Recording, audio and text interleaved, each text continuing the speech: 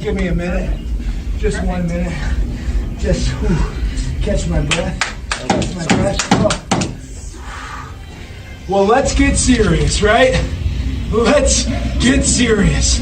This right here, it means the world to New Japan Pro Wrestling. It's their brand new title. They wanted to carry a legacy, a lineage. They wanted to have a heritage that matters. So let me speak on heritage. Juice Robinson is one of what the NXT Performance Center people call Dusty's kid. Well, guess what? I'm his actual goddamn kid, and this title belongs to me. If you didn't think it was personal, it was very personal. For every person that said Juice Robinson was improving, that he had become some promo master. If you're talking about Dusty Rhodes and not me, you're doing it wrong. You're lazy because you should be talking about me. I brought each and every one of you all in single-handedly. Single-handedly, and I'm a dual champion because of it. I gotta calm down, don't I? In this situation, I think it's warranted. This is anger management right here. Have a seat. You know what? In the spirit of friendship, does anyone have a question? What does this mean for 10 pounds of gold? It means they have a second title. It means Billy is sitting at home right now, or he's on stage somewhere, literally rubbing his hands together because he picked a wrestling project that worked. He didn't strap himself to a ship that's already sinking. He strapped himself to Cody Rhodes. So this belongs to 10 pounds of gold as well. Next question. All this is... Hey, man. Ladies first. I know you too. Bimbo Jimbo. That's me. Come on forward, Bimbo Jimbo. We had a whole lot of superstars on this stage here tonight. But I want y'all to know one thing. This is my house. And when I say who's word attack skills and vocabulary too. Cover hits in the disc edition is all brand new. You're through. I'm interplanetary like Doctor Who. So who? Fuck your beef, no relief. I step on stage, girls scream like I'm Keith. What's up, everybody? Ringtime Pro Wrestling is back. Keith is riding solo in the building on a Friday morning. That's probably where y'all will get this show later on Friday morning. Talking about WWE Super Showdown. I have to make sure I get the right words together. It is a show built for Melbourne, Australia. It will be broadcast live Saturday on the WWE Network.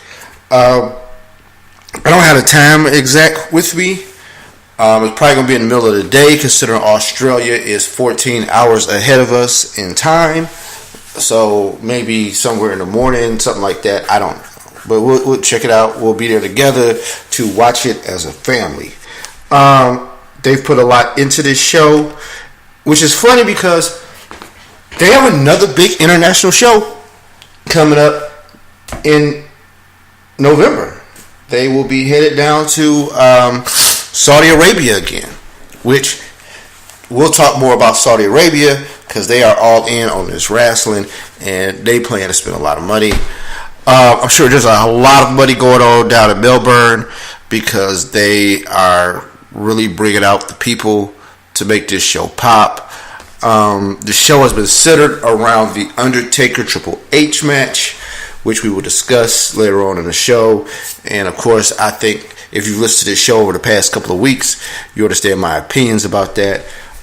Sorry we did not get a show out to you last week, unfortunately. Really unfortunate.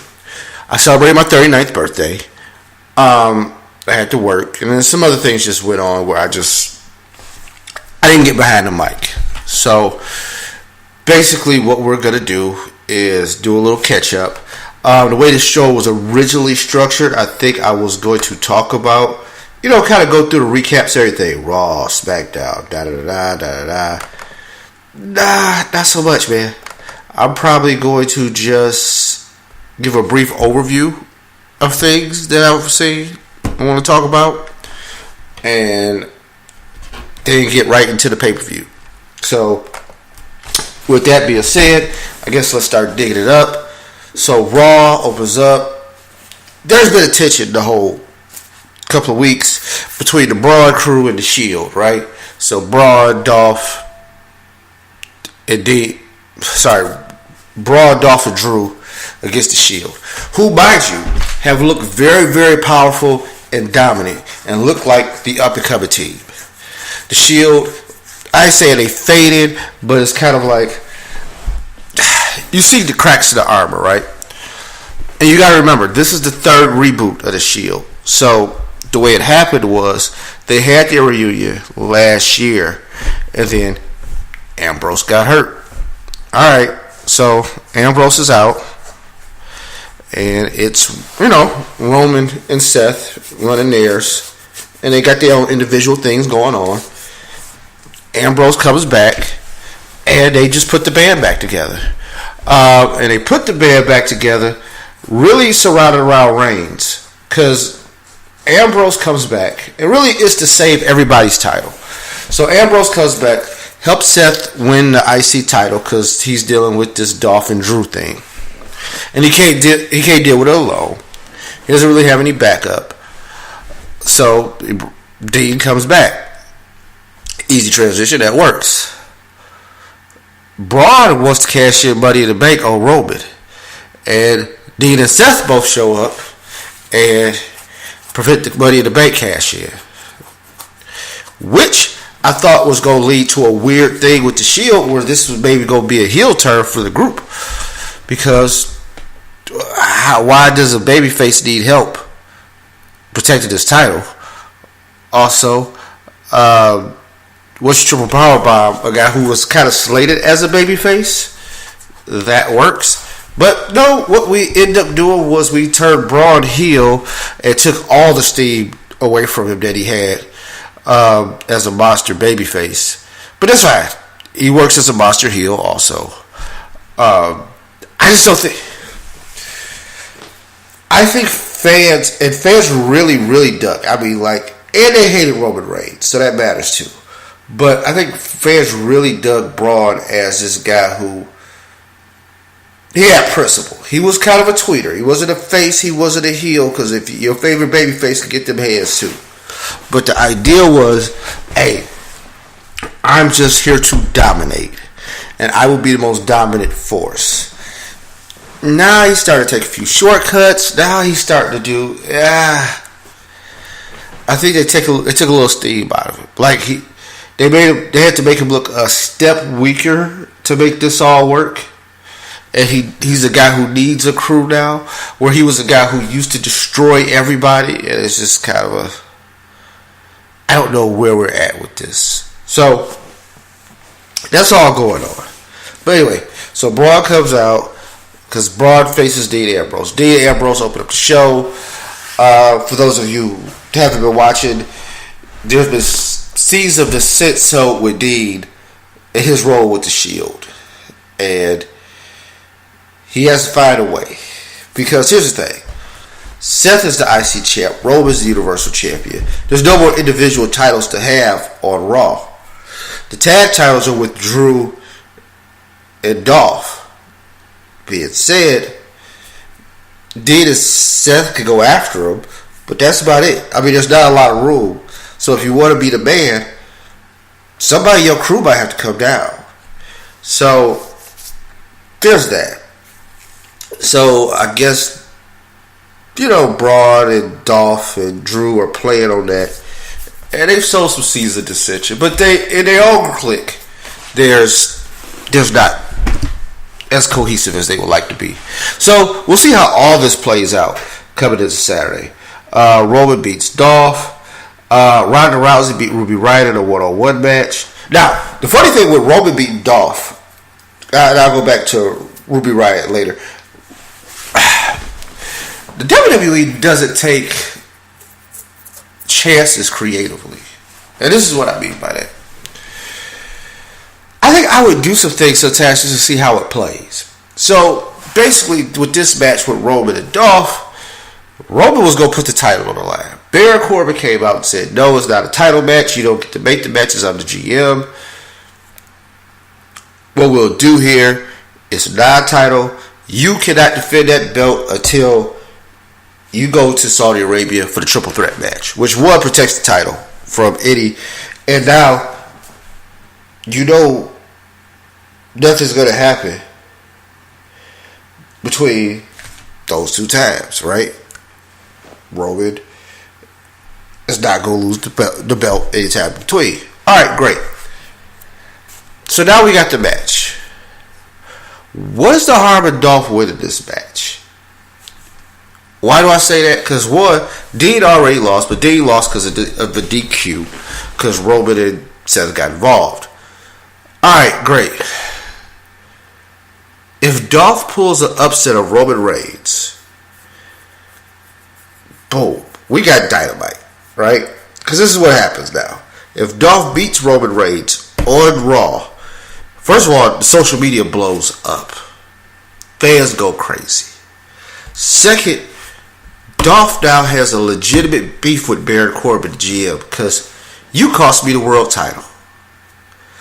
I was out here and I gave it all. I could be Universal Champion right now. The guy was going to defend the belt. I should be champ right now. That would be his beef. Braun Strowman would be like, yes, but then you have to face me in Saudi Arabia. Dolph would say, I wouldn't care. Da da da. Those two would have legitimate tension.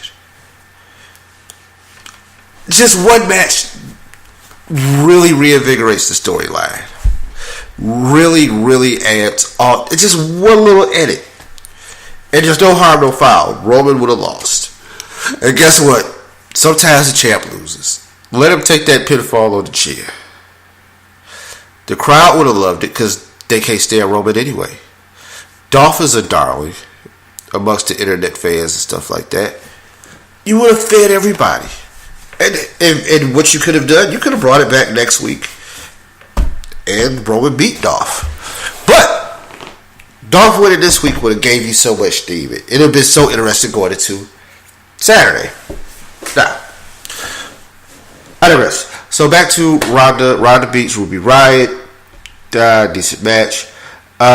Moments of Bliss I found to be a funny segment on the show. They should keep coming back to those. That was hilarious. Drew McIntyre beats Seth Rollins. Ziggler interferes. All the clicks come down. The Shield basically got beat up. KO and Elias probably had the biggest moment of the week on Raw. They did their segment where they started opening up before the match with Lashley, and they were in Seattle, and they made a reference to the basketball team, or Seattle not deserving a basketball team, and man, first of all, those Seattle fans, don't play with them. They are one of the underrated groups of fans. Don't play with them because they will hijack a show. If you remember the rise of Daniel Bryan, and you know he's a hometown guy. He's from Aberdeen, Washington, which I don't know how close it is to Seattle, but because Washington State does not get a lot of representation, I would say they claim everybody, right? It's not like, you know, some places where it's like here in the Georgia area, in Atlanta. If you're from like Macon, they ain't claiming you. They not saying like, oh, he's in his hometown. They're not doing that. But in a place like Washington State that don't get no love, the people, everybody from the crib, regardless, right? So, hey, when they had shows up that way and stuff would go down, it'd be Daniel Bryan, and they would lock down the show. They locked down the show this time too. Like, they couldn't get through that segment after that basketball comment. I mean, hell, it inspired. I didn't know Detlef Shrimp was on Twitter. Out of all the things I learned from this is that, hey, Detlef Shrimp got a Twitter account. For those of you who don't know, or of too young of a certain age, Detlef Shrimp, long-time Seattle Supersonic, one of the most versatile big men to ever play in the NBA. Of course, you can tell by name, German, pre-Dirk Nowitzki. Guy can play like 2 through 5, handle, can shoot.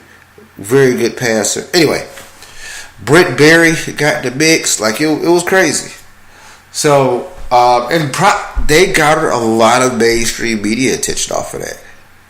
Just got to figure out how to capitalize it. Now, they're an interesting bunch because I think KO and Elias are probably their two biggest underutilized stars. And it's just a matter of timing to figure out what to do with people, right? There's only so many titles, there's only so many shows, there's only so many hours. Crazy thing is that you work for the company that has all the stuff. And there's a way to market those personalities. KO had a match against Lashley. He beat Lashley thanks to some interference from Elias. Then they jumped Lashley. Leo Rush tried to help, but Leo Rush is about 97 pounds. So there's that. That's why he's kind of a manager role now. They're trying to work with that. Because even on 205 Live, he's half the size of everybody. And that's not going to really work out. But as a manager, I think he'll work. Especially if Lashley has a heel turn. This guy will really work as a manager.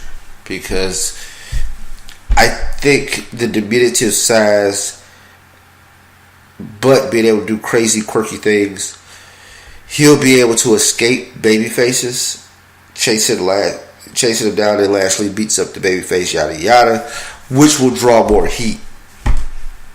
So he'll be able to do athletic things that will frustrate baby faces, and he will get a lot of heat for it. Fans can rock with it. And I think one thing about a manager, and this is going to work with Drew Maverick also, I think fans like the believability that I could beat up the manager. I think it's a classic trope of wrestling. I can't beat up that 6'5" guy, but that little dude that's with him that's annoying, I can knock him out. I can knock out Jimmy Hart. I probably could get it Bobby Heenan, which some of those guys you probably couldn't, but that's fine.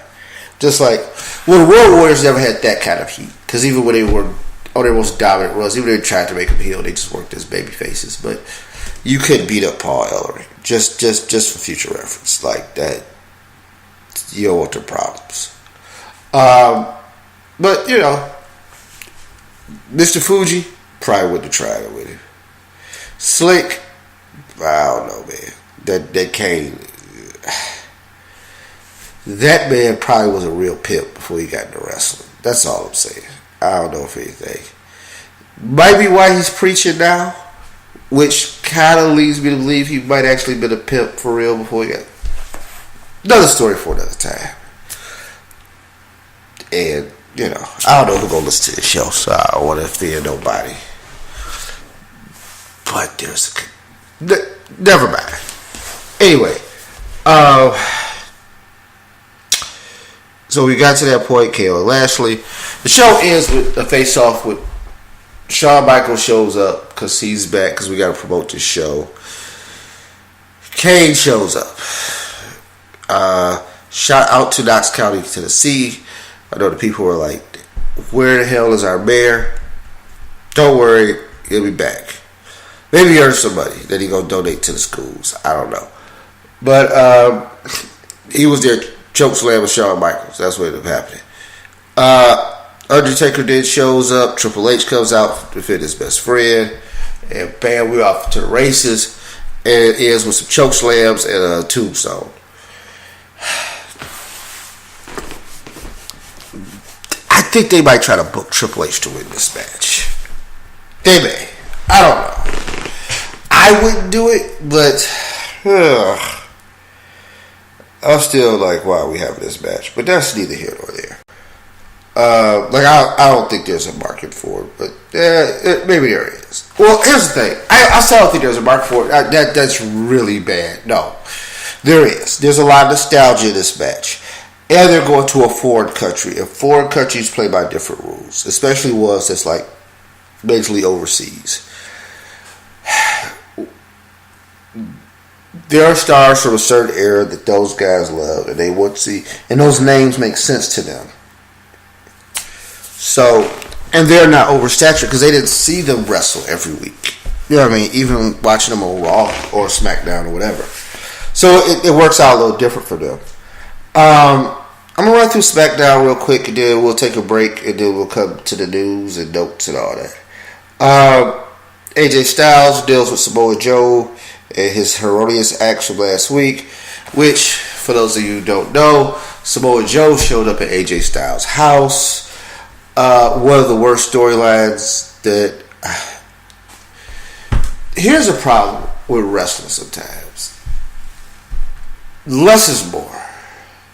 Storytelling doesn't need so much extra sometimes. And what I mean by that is this. AJ Styles and Samoa Joe have a natural feud already. They've known each other for 20 years. They have wrestled in various companies around the world. We could tell a story strictly off Ring of Honor between Samoa Joe and AJ Styles and the come up and trying to be the best, trying to get to that next level. Then these guys landed in TNA. Similar tracks. Alright? In theory, if TNA, aka Impact Wrestling, was even ran marginally good as a wrestling company, these two guys wouldn't be signed to WWE right now. And I say it because those two guys were stars. And they were cornerstones. Those are the guys they should have built their company around. The only problem was, every time somebody got released from the WWE, the company got a boner for those guys and decided we're going to try to push them. So, those times they was making Ken Kennedy their world champ.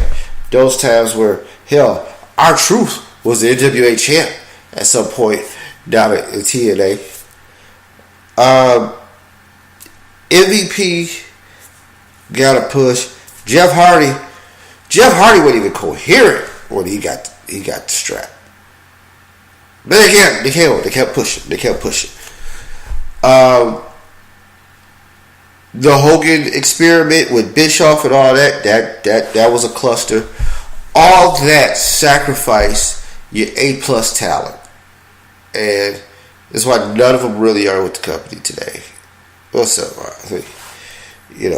Abyss, who's going to go into a Hall of Fame. But they were underutilized. Then they start trying to pay cut them because they was trying to give other people money. And it just didn't work out. That was it. But AJ Styles and Samoa Joe coming to his house and his family and all that. Too far. Because the idea of we're going to deal with that, and that's going to amp up the intensity. Because this is how far Joe was willing to go to be world champ. This is, and then now AJ feels fierce enough to protect his family. But you ain't really protecting your family beating up a dude showing up at your house in a wrestling ring. It's not how this works. It's not how you adjudicate these matters. I mean, you show up at my house. You show up in Hiram, Georgia. Just understand, what I see, you're going to get stabbed. You can't sell that with me with a wrestling match. Somebody got to go. This blade that I carry in my back pocket from cutting boxes is going to be cutting your throat. Just what it is. So I think it's too stupid and it's too much of an ante-up in a story. They'll try to present it like, oh yeah, he can wait to fight him in Australia. Hey man, that dude drowned because he got knocked off the plane. That would be the story. I don't understand. You can't. Alright, anyway. R-Truth and Carmella, that ain't really important. Randy Orton, I'm not understanding what he's doing. He roughed up Ty Dillinger, did some things, and I don't know if they're trying to make a dark, demonic Randy, but guess what? You don't have to. He's the Viper. That's part of his aura. The Legend Killer. The guy who's done all kinds of sick and sadistic things. You don't have to. show somebody figure the vice grip to make that work. Oscar, shut bitch with that, Brian. The Aiden English thing with Rusev is also, Aiden turning on Rusev because he's jealous of Rusev is enough. You don't have to bring a lot into it. You don't have to have a cheating wife. Consider that they both travel on the road together. So, I don't know, man.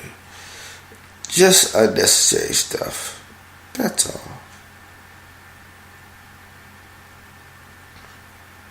I don't know.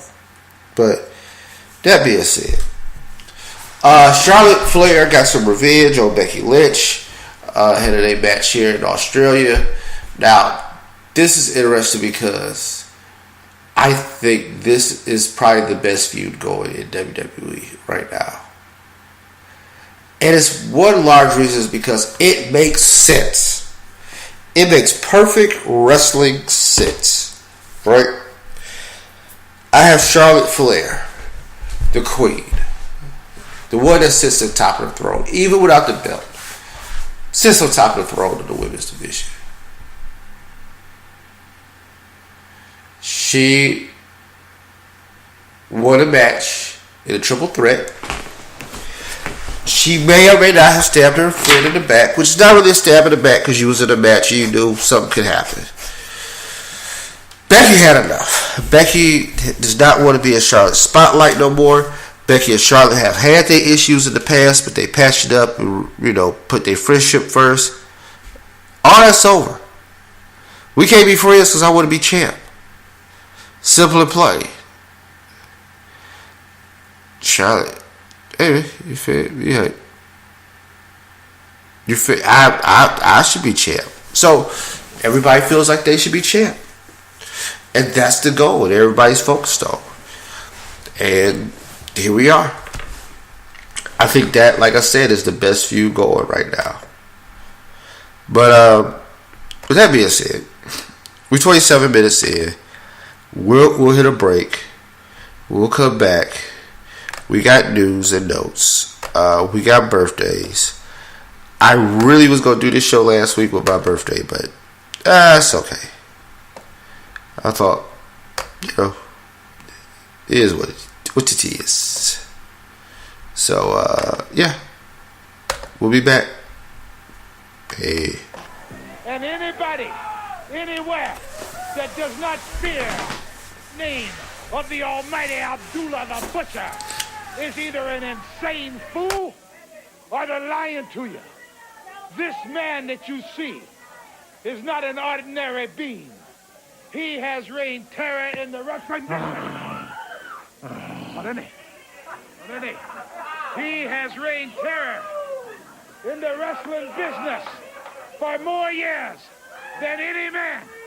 There ain't a single human being that can say deep in their heart that they do not fear the baddest of the bad, the biggest of the big, the black terror that is going to change things at TBS. He's here for a purpose. He's here for a reason.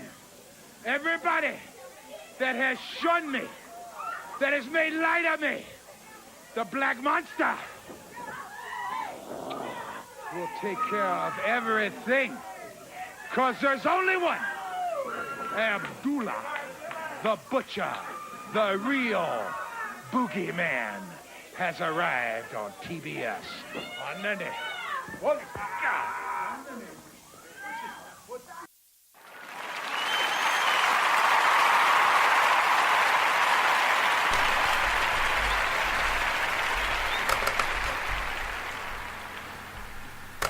What's up? We back. Man, Gary Hart, man. Very underrated promo. Very underrated. And could really get a guy over. And, I believe Gary. That's why I like Gary, because I believe him. But let me go ahead run through some things that's going on this week. So we are at birthdays. Yesterday was a big birthday day. October 4th, which was Thursday. The great Chief Jay Strongbow birthday. He'd been 90. I said would have been. I don't know if Chief is dead. I think y'all probably think that I'm an asshole. And I can be a little bit. Okay, yeah. Chief passed away like 6 years ago.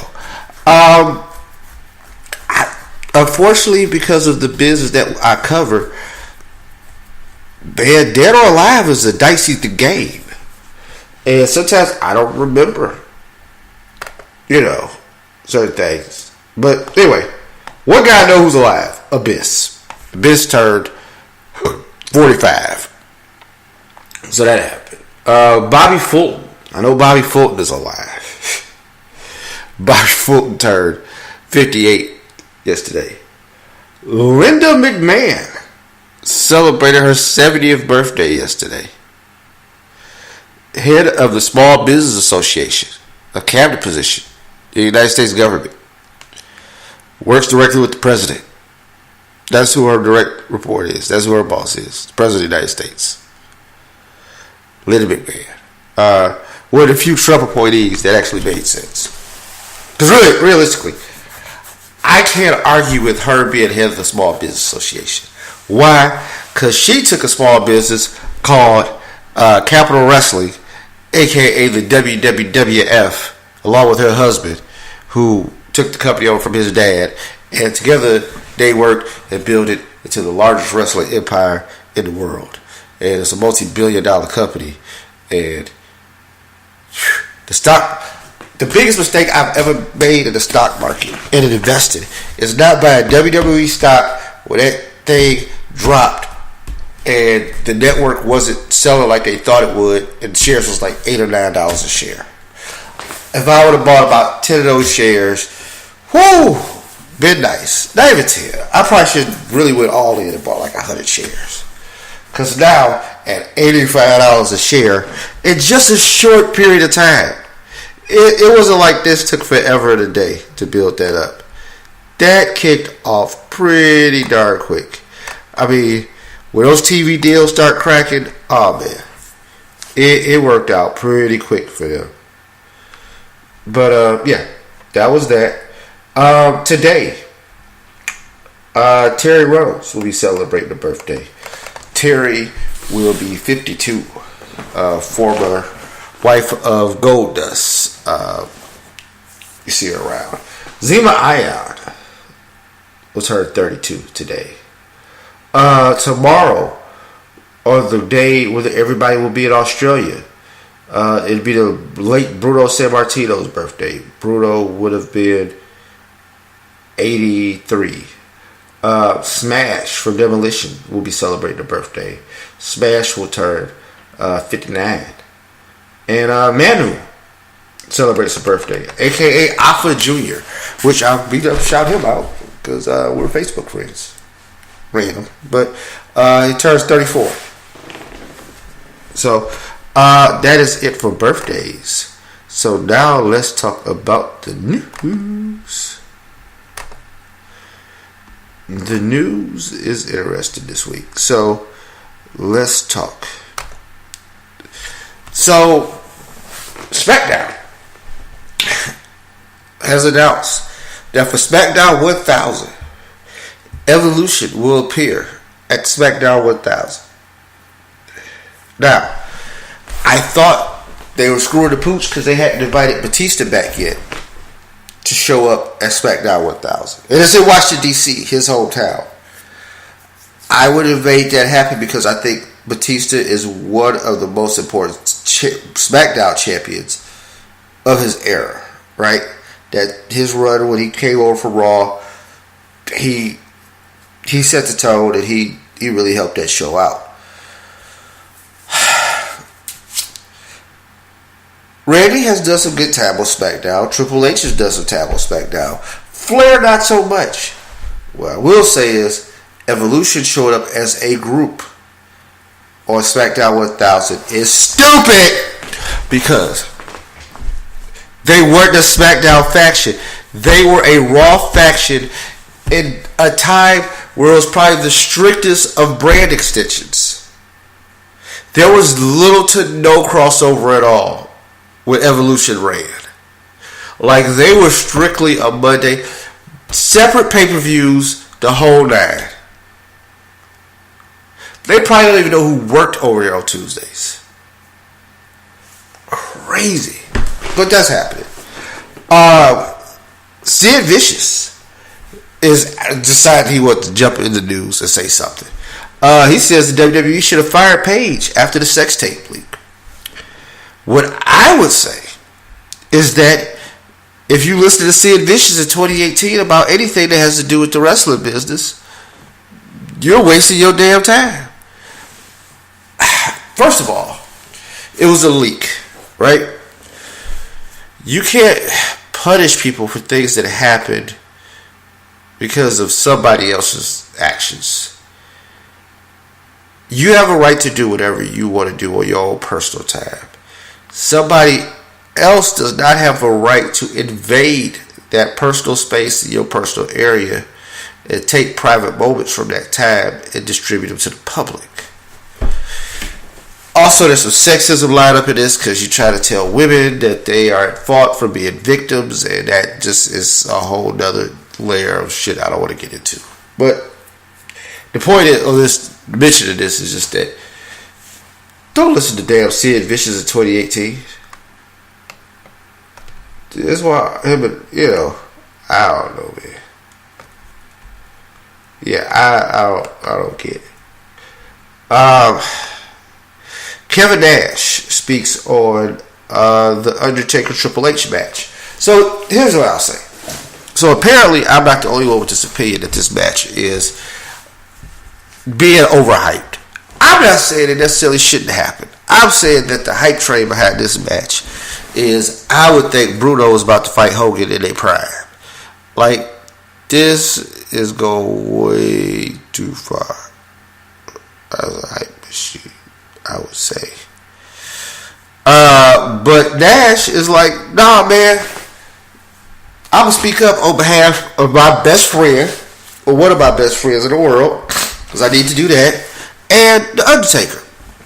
And say, hey, people ain't into the young guys, and they needed to have a match that was going to sell, blah, blah, blah, blah, blah, blah.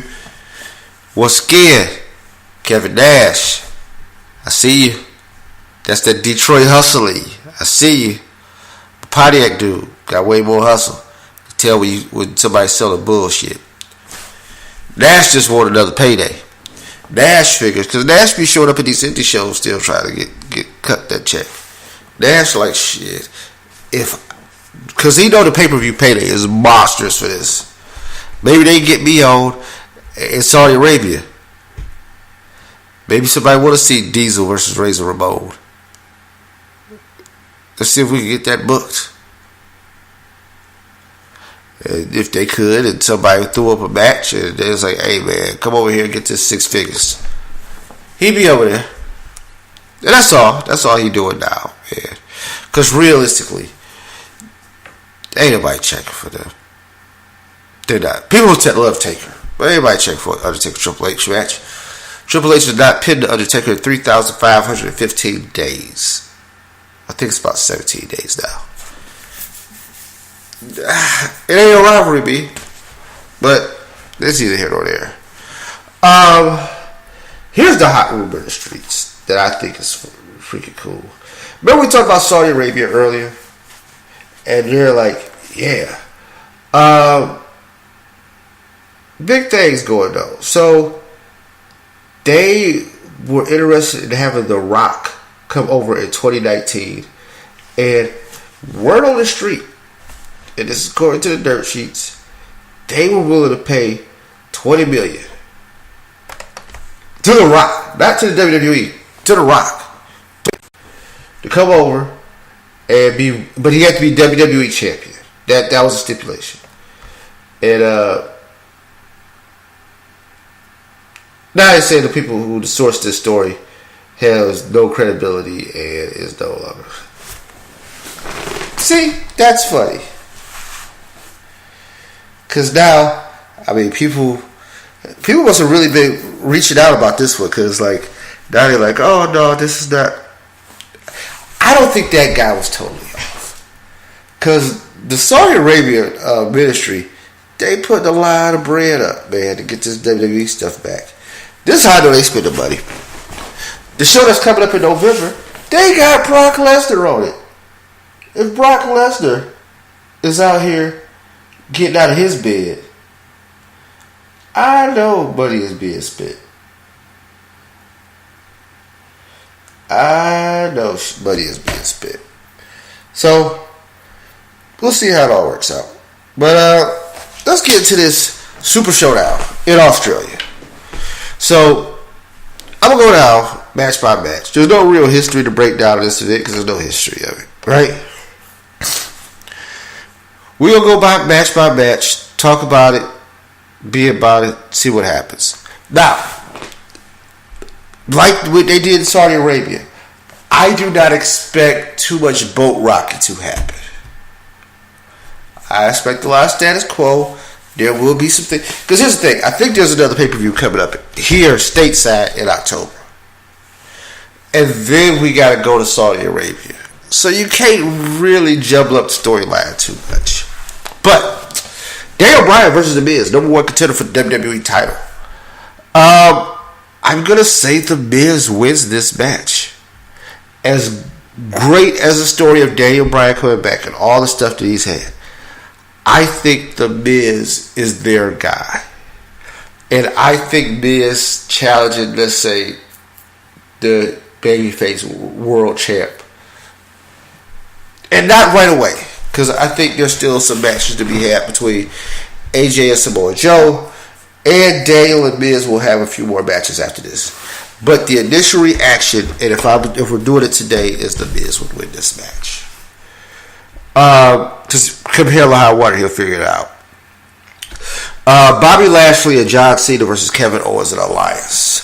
John Cena, who hasn't been seen in a while, he's working on a movie in China with Jackie Chan, and they say he's losing a lot of weight. It looks kind of different, but so I'll say.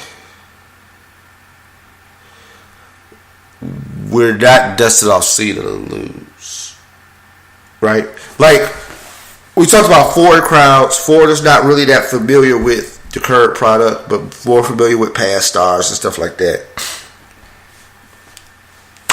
Just how John Cena beat Triple H in Saudi Arabia, I expect him and Lashley to beat KO and Elias. Then, they'll play the and 50,000 people will go crazy. And here we go. This next match will fall under that too. The Bella Twins and Ronda Rousey will take on the Riott Squad.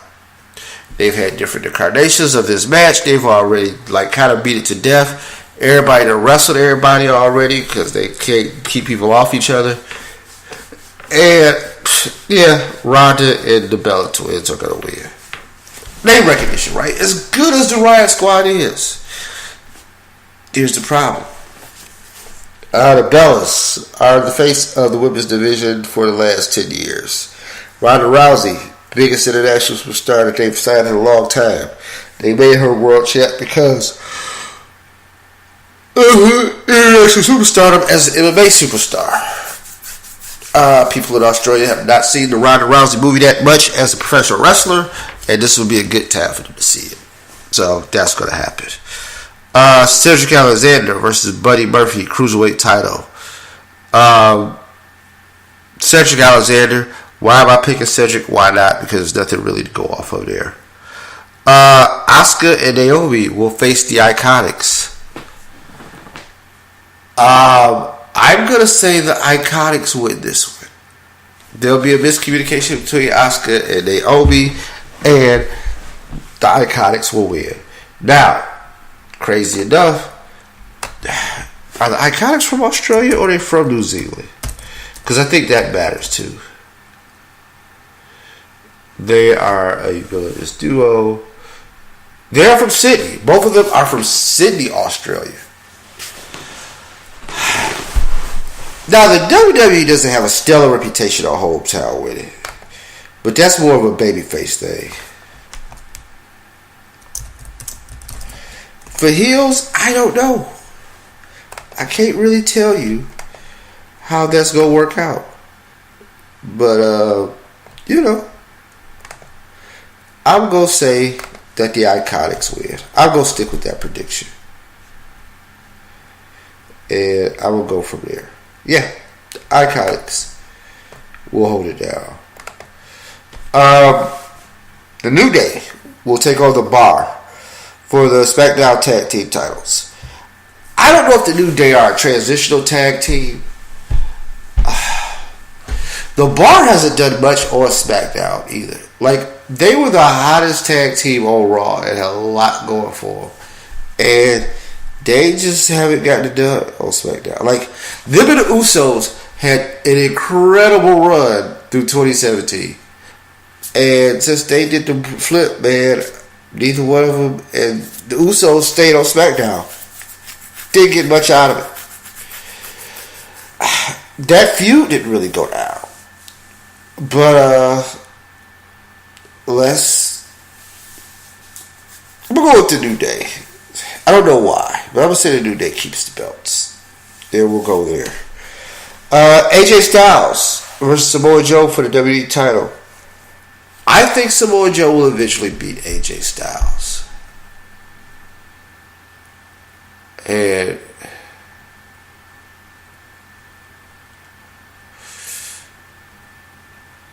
it's kind of hard. So I can make the case for both of them. This would be Joe's final run if he doesn't win because, hey, you got the match. You got the ref. I mean, you got no DQ, all that stuff. How does it work out? You've terrorized the man. You broke him. And, I mean, the feud will continue if Joe won. AJ's had an incredible run with that belt.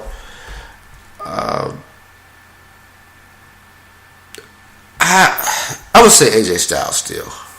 Until he loses, I can't. Certain wrestlers, I just determined, like, until they lose, I'm not picking against them. So I'm going to go ahead. I'm going to say with AJ. The Shield will take on Braun, Dolph, and Drew. That will be probably the most least interesting thing that happens. But I think Braun, Dolph, and Drew will win.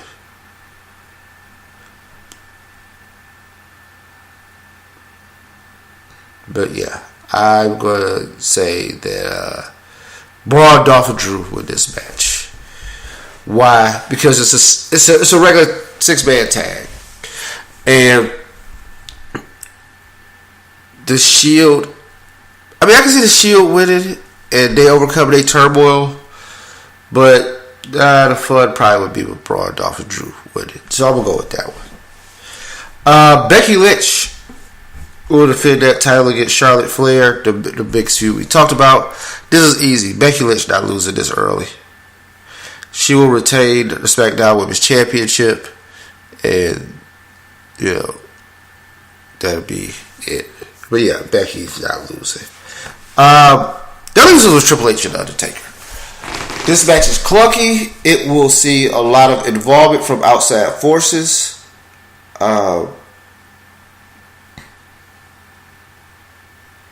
Yeah. So.